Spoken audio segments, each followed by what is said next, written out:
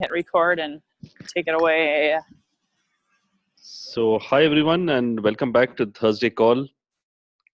So, we've been having the series of calls in the last 3 months or so, and we've covered a range of topics. It's a great learning for me and Louis also.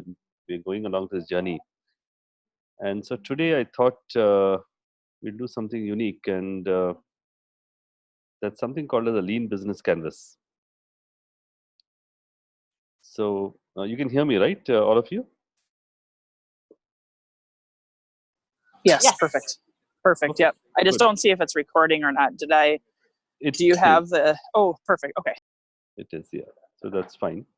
And so let's look at lean business canvas. And I know this is a very common term, and LBC, it's come across as a unique way of in management schools. And I had actually taught this in a couple of management schools, and I found it very interesting, which is why I kind of brought it here. It has a lot of practical advantages to this particular the way of running business. So it's called as the lean canvas or the lean business canvas, and it's pretty simple. It actually just consists of the 9 steps, and this methodology suggests that if you cover these 9 steps in a sequence, you can have a business up and going uh, in all its successful pathways as easy as possible. And the first step, if you see right to the left, is finding a problem that you need to solve, and then the second is customer segments, right on the far right, and then you come in the center, which is the unique value proposition, and then you move on to the solution, and then something called the unfair advantage. I'll come to that later, and then we go on to revenue streams, which is sixth, and then the cost structure, which is seventh, the key performance metrics, which is eighth, and the channels, which is nine. So in the next 10 minutes or so, I'm just going to run through these nine sections, and then I'm probably going to throw it up to Q&A. So that's the plan for today. So we're going to start with problems. So what LBC really says is you need to find a problem. In order to start a business, you need to find a problem that you can solve. And unless you find one or two or three, key problems that you can solve or do in a better manner, you may not do. It may not be a very viable business, or it may not go a long run. So you see, all businesses, they try to solve problems. Uber tries to solve the problem of consumers trying to find a taxi, or hotel chains, or travel, or whatever it is. Food industry. They all try to solve a particular problem, which is inherent. It could be even road construction, or whatever it is. So finding a problem is the key thing to starting a business. Something you need to identify problems, and it's all around us. If you look carefully, there are problems all around us which people are facing, and you need to identify various strings of problems, and then you go to the next step. So it's a sequential methodology. Having found 8 or 10 problems in your hand, then you try to find the next step, and that is the customer segments for each of these. And here's where you start to kind of filter down out of the 20-30 problems that you see around you, which are the customer segments each of them attract, and are you interested, or in kind of going for this particular customer segment. So the customer segment could be demography, could be gender, it could be geography, it could be logistics, it could be anything. So you need to identify the right customer segment, and see which of the problems caters to which segment, and then decide which of them are you willing to pursue.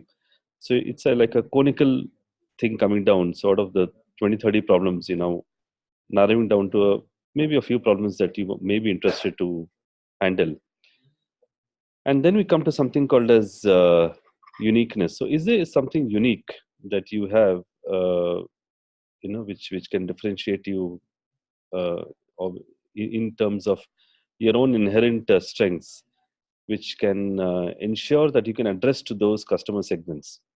So for example, if like a friend of mine is a women's entrepreneur coach, so she's identifying a very niche segment, and she herself is a woman, so it kind of makes sense, and there's something unique about it.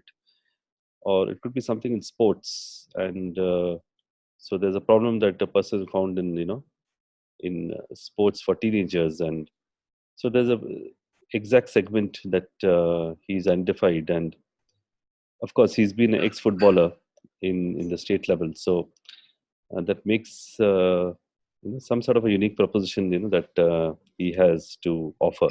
So uniqueness is important. Do you stand out of the crowd in this particular area? And that brings us to the fourth point, and which is the solution. So it's only once the first three are done, we dive into the solution. A lot of times we come up with the solution first, and that's where the problem is, that we need to go through this particular sequence of identifying various problems. Are they really worth addressing? So that's the first thing. Are they really important, and are they big and audacious problems which the society is facing? And then which part of the society is facing it? That's the customer segment. And then coming to your own uniqueness in this particular niche segments that you have, and then you come up to the solution. And the solution could be in any manner, but again, you could have multiple solutions for the particular problem, and we have again various case studies around this. So this leads us to the something in the fifth called as the unfair advantage. Now, unfair advantage is a little bit different from uniqueness. So uniqueness is our own strength in the particular problem and solution scenario. But unfair advantage pertains to possibly the environment which is helping you at that particular stage. Maybe some government policies, or something in the environment, maybe lack of competition or disparate competitions. There is some unfair advantage that you possibly have, which makes it very difficult for others to catch up with you. So you already have an edge over everybody else. It could be even maybe man developing a large manufacturing unit, or a coding cycle, or a mobile app, or whatever it is. So you're kind of ahead of everybody else, and that's in the lean business canvas. There's a very critical one, which is called as the unfair advantage. And here is where you really kind of start getting the confidence that yes, this is something that can that you can take it ahead into the next stage. So you again go through the sequence, finding a problem, and then the various customer segments, the uniqueness that you have, the solutions that you can offer, and then the fifth is the unfair advantage that you have. And then we come to the sixth one, which is the various revenue streams. So you could have various revenue streams. If it's coaching, you could have coaching, maybe offline, online, multiple groups, or multiple ways of coaching, etc. Or if it's selling the products, it could be products, or it could be services, or in various ways in which you can get the revenue. So revenue is different from channel. So revenue streams are various ways in which you could generate this particular revenue, and that comes only once you have decided your solution and understood what your advantages are. That leads us to this revenue. And then the seventh, eighth, ninth is well beyond that, which is the cost structure, because it's important when you run a business to understand what are the costs, because else profits may not come in. So what are the various costs that we have in this particular business structure? And you need to list it down and ensure that you're well within the range. And then that leads us to the eighth one, which is performance metrics. On an ongoing basis, trying to understand what are the various metrics that you would try to identify to ensure that you succeed. And these are things that we define on our own to ensure that it can be measured on a weekly, monthly, or a quarterly basis. And finally, ninth one is the various channels of distribution of the product. It could be a product or a service or an e-service or whatever it is, but various channels, and we keep increasing channels. So I'll just go back to the start. So you found various problems. You walk on the street, or you go in the flight, or you walk around and you see various problems that people are facing. This is how actually businesses are found. Even if you see Alibaba, and I'm going to run this video soon, these are how businesses are really grounded and found, that they have detected a problem that exists. uh, there's a gentleman in India who found a gap in the terms of foreign exchange currency, the way it was handled in India, and he founded a e-service portal. And at the age of 60, when he had retired from the bank, he was on a holiday, and he just realized that there is this particular problem that people are having with handling foreign exchange quite easily. And he identified his customer segments. There was uniqueness because he had 40 years experience in this particular industry, and he's retired. And so he came up with a series of solutions on the e-commerce platform. Huge unfair advantage, nobody in the field, and he had a lot of knowledge around it at that particular age. And multiple revenue streams. So he's in multiples of millions upwards that companies running. I think he sold it recently, and so in 6 years or 7 years, he made his few $1 million. That's where it is. So this is exactly the sequence that normally people run it, but I like this model because Lean Business Canvas gives this kind of a structure to it.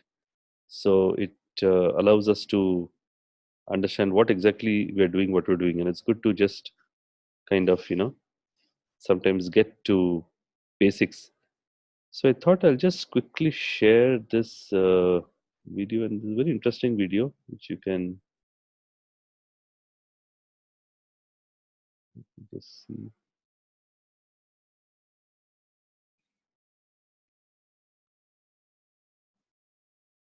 Yeah.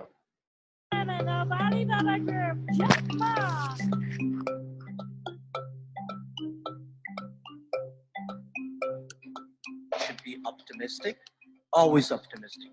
A great entrepreneur is optimistic for the future. And you have to ask what problem you can solve, how you solve it are different from the others, why you can do better than the others. So if you see this, although I'm sure he's not part of this LBC model, but it runs the same trend. He's looking at what problems there are, how you can solve it, and how you can be different from others. That's a key thing. You have to find a group of people working together with you. Those people believe the same vision. Those people coming to join you not because it's a job. It's because they believe the dream, they believe the mission, and they believe the vision. And don't have to find, there's no best people in the world. There's the best people is always working with you in your team. And train the team, work with the team, the team also will train you. Do not think what I will get. You have to ask what I will give. Should I win in 3 years or 10 years? If you have a great idea, prepare for 10 years. You're lucky if you win in 1 year. But most people will not have this opportunity. Don't say, I want to win next month. I will succeed next year. Impossible. Forget about it. If you think I will win this in 3 years, prepare for 5 years. My first round money I gathered from 18 founders, $50,000. We thought this $50,000 can last for 10 months. We even count every cent we spent, but only last less than 4 months. We're almost bankrupt. When you know what will you give up, then you will be able to get something. One of the reasons why we succeed 18 years ago, because internet was not hot at that time. E-commerce was so cold. Nobody believed it, but we believe it. We don't care what other people say. We think it has a future. We think it will help people. So we started. When everybody say yes, there's no chance for you. So be unique. Use your mind, think why you can do better, why you can do different, why you can last for 10 years, why the other people can only last for 1 year. Don't wait for the environment to be ready. Don't wait for all the policy ready. When everything's ready, there's no opportunity for you. You have to move faster before the government take action. You know, if I do this, if the government say everything's ready, you should move to the other area because that there's no chance for you.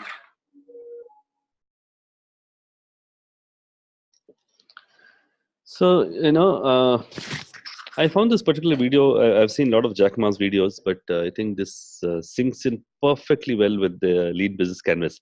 And as I said, I am sure he doesn't follow this LBC, but so LBC is something that everybody follows. I mean, it's kind of created out of all successful businessmen the way they do it. And if you see everything that he said, it was finding a problem, being unique. When everything's ready for you, step away, and that's what is called as unfair advantage. So only step in when you have an unfair advantage, when nobody's ready and all are thinking in some different direction. That's when you start doing your particular thing that you particularly believe in. He, of course, he went a lot of steps ahead. He mentioned about surrounding yourself with good friends. That, of course, is, we'll cover it, in a later area. So surrounding good strengths, understanding the why you're doing things and all the stuff. But a lot of the points, is straight out of the LBC canvas, which is why I thought I'll share this particular video. So I just thought I'll take a pause, and allow you all to give your thoughts. I'm sure all of you have been doing some kind of business in a similar model, knowingly or unknowingly. But it's good to have a structure. This is how it should be run. So just want to take your thoughts on this particular model, and and then we can have an interaction.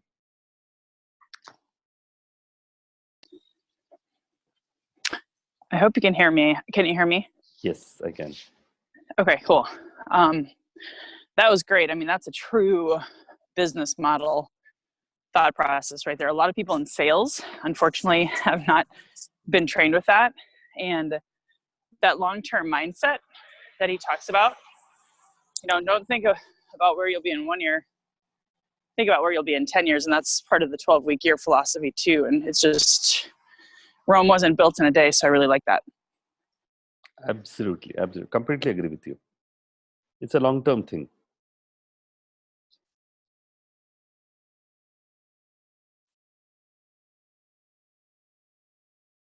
Lisa, what's your thoughts on it? I've seen this model and I've used this model in previous businesses. And for me, it's identifying that uniqueness. Sometimes we need to get input from other people because we don't see it as unique. It's because it's our gift and our talent. So, but we don't necessarily see it that way. Some things come super easy for me. I have an ability to put out solutions for people and create simple systems, and that's a skill for me. I see it that way, but I didn't know that there was such great value to that. So finding your own uniqueness, sometimes you need to get some help on that, and then be able to develop that into a solution. Like, how do you solve a problem for somebody? So that's what I'm working on with my business right now, is how do I use my talent to create that travel solution for somebody? And that's a great. Thank you so much, Lisa. And that's a very powerful question, which he mentioned between, and I use it a lot in my workshops, is, what can I give? A lot of times we focus on what can I get? And I normally tell my participants, take a piece of pen and paper and, and let's start writing, what can I give? And when the answer to, a lot of things that you're saying comes from that powerful question. If for 7 minutes you can just keep writing, what are the various things that I can give? And that then your talent will come out, your solutions will come out, everything will come out, which is unique to you as a person. And that then should fit into the particular problem, which should make it a part of the solution. And it will certainly be unique because, it's something that you can give and not me or Louis or anybody else. It's, you personally can give, which makes it again an unfair advantage. So in this particular video, if you notice somewhere in between, he did mention this, and it's a very powerful tool. Instead of asking what can I get, which is, normally what businesses, you have this movie, I remember, it's a sports movie, and uh, the dialogue is "Show me the money," So show me the money. Until then, I can't, so but it should be the other way around, It should be, what can I give? It should not be what can I get. And all true successful people have unknowingly, knowingly have, kept focusing on this particular question of, what can I give, and they have turned out successful. So that's where it is. Great. That's good input. Thank you.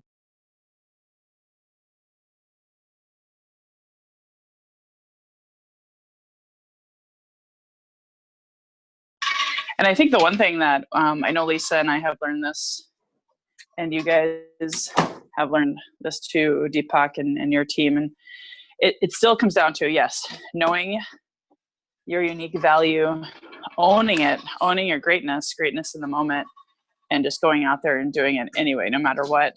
That's what has worked for me, is just being open, receptive, saying, how can I serve this person? But just being authentic, transparent. And most people in sales and in business, especially if they're newer, they struggle with that. And they come across either, with fear, scarcity, anxiety, and it just takes repetition, right? But they forget about, you don't have to be great to start, but you do have to start to be great. So can you speak to that at all in regards to a newer salesperson? Maybe they're not necessarily new to sales, but new to a company, until they figure out their unique value. And for those people, because I recruit a lot of salespeople for my organization, and they either have zero sales background, or it's just a different product, different service that they're learning about, and they think too much in their head, and they don't come from the heart and believe in themselves, which is the most important thing, that head-heart connection. And I know you're an expert on that, so can you speak more to that component? So absolutely. In fact, the key thing here in this particular lead business is the uniqueness and the unfair advantage. And that's where each person should introspect within themselves. And when I say introspect, go deep down and, really come up with that particular question of what are the activities that they can do which will keep them happy. And that's the passion. No person can work too long on something which is not their passion. They can do it for 6 months, 8 months, 1 year, 2 years, but they'll burn out at the end. So each person needs to introspect, go deep within themselves, and try to come out. What are those activities that I can do, which are my passion? Which something which I really love, and that's the heart. And which I really truly love with the heart. And then the head has to follow the heart. You have to then find that particular activities within your sphere which will make it into the problem solution. If you remember, this is something I touched upon in the ikigai concept of trying to what is the one thing which will make you jump out of bed every morning. That's ikigai. Why do you jump out of bed every morning? So that has to be really, really articulated. And you can be you can do it once or twice, which with something which you don't like. You may do it, as I said, a few days, a few weeks, a couple of months, but beyond that, it becomes very difficult. So new salespeople who come in, they need to really find out deep in themselves what their passion is, and align their passion to the business strategy. So that's very important. Align the passion to the business plan and the particular strategy. Like I've seen a lot of videos on Samuel Beans, which was one of the key people in iBoomerang, and I truly believe his passion is motivational speaking. He loves it. I can see it. I can feel it. He can speak for hours on end, even without getting paid. So passion is something where a person is willing to do it, just for the sake of doing it. So and that's a key to it. So what are those key elements you would do even if you're not paid, and I think that's what really defines you. But the tricky part is then, identifying which are the areas of the problems, and then aligning your passion to ensure that, you can fit in to get the right solutions, which will lead to the final output. So it's all like a jigsaw puzzle, is, how I look at it. Awesome.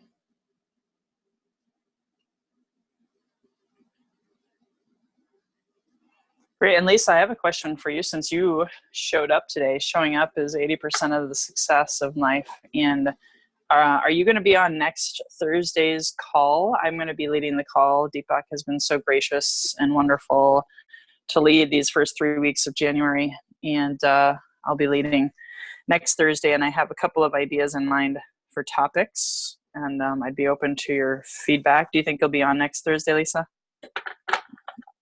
I have a plan to be on. I intend to be on. My job situation may change that, but so far I'm holding the space for it. Okay, cool. Awesome.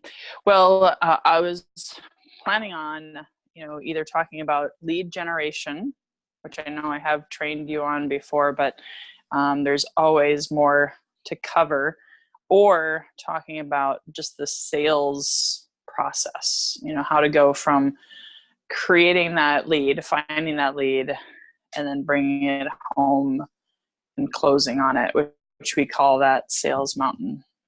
Do either of you have a?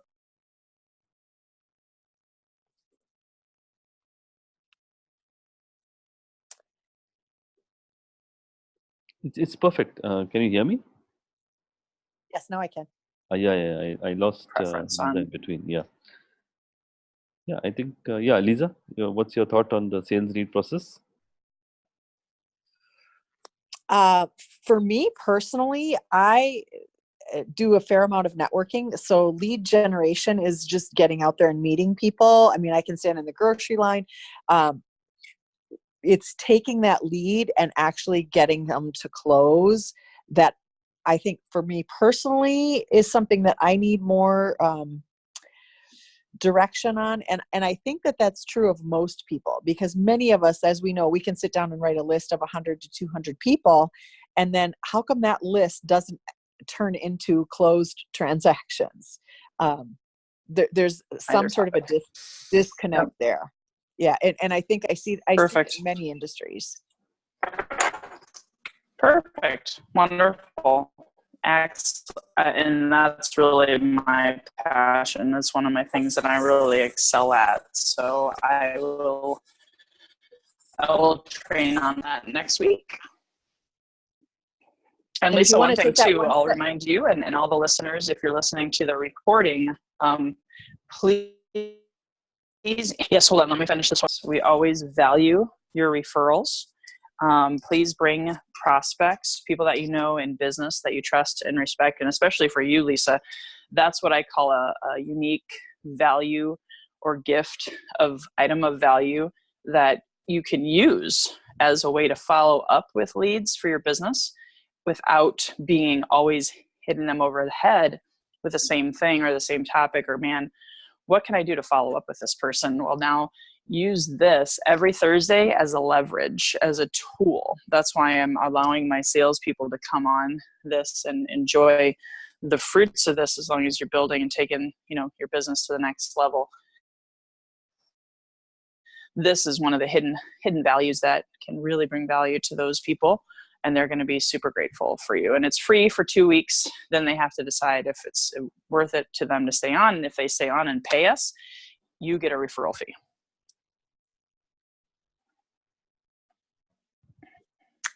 So go ahead, Lacey, you had one more item that you were mentioning, I think. Just to elaborate on what I was talking about for that topic, I was at a networking event yesterday, and the word fear kept coming up. There was an open group conversation, and I heard the word fear 6 times. And so there's some sort of a fear in lead follow-up that needs to be addressed, if that helps you. Oh, yeah. I can talk about that all day long. So yeah, we'll talk about that. Obviously, it might even be just throwing this out there. It might need to be a 2-part series, week 1, week 2, because this is a massive, massive topic. So just planting that seed for you, which is another reason why if you can invite people to next week and they can come both weeks, that'll be powerful.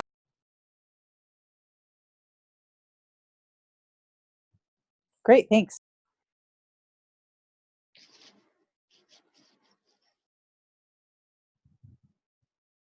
Powerful. Cool. Awesome. Well, thank you so much, Deepak. Really, really, really valued your content today. Absolutely. Thank you. Thank you so much, Louis and Lisa, and for all of those who are listening in to this. Lean Business Canvas is the way to go. In fact, mine also will be a 2-part series, which I will do it probably next month, the second part of the LBC, taking it in to the next level.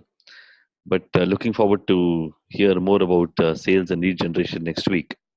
So with that, we sign off on this beautiful Thursday, and looking forward to see you again next Thursday. Till then, all the best. Thank you. Bye-bye. Thank you. Thank you. Thank you.